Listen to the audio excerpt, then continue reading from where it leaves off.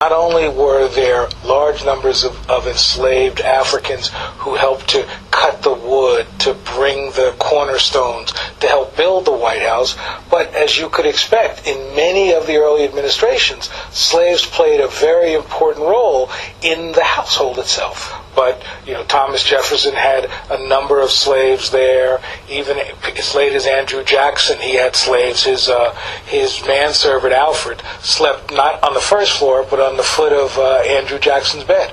There were always Irish workers and other workers who carried on some of the labor, but slaves were always important in the preparation of food, the serving of food, doing some of the manual labor around the White House. So what you have in some ways at various stages in the White House is an integrated workforce, but a workforce of unequals.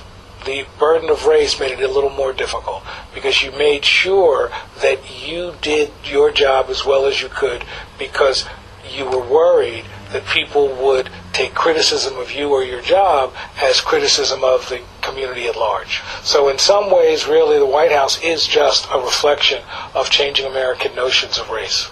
This is a group, as proud as they would be to serve Barack Obama, they're also very professional, and they're going to make sure that they would do the job regardless of who was in the administration.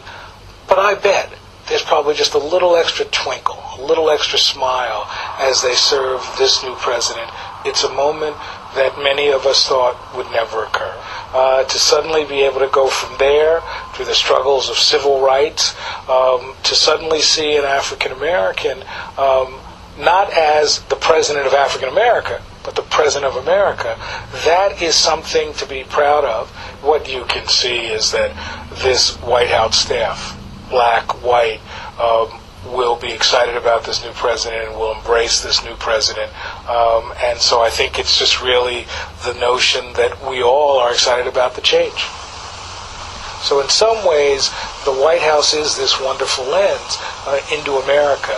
And so with the election of Barack Obama, that lens tells us that this is a changed America, an optimistic America, America that many people never thought would happen, but an America that we can all take pride in. There's no doubt that the people who labor, the African Americans who labor in the White House, are proud of this accomplishment, proud that they are going to be very close to this amazing moment in history. They saw a place that often was not open to the African American, and suddenly to say, now the president, the person who really is the one that the people want to see is African American, has to make them smile.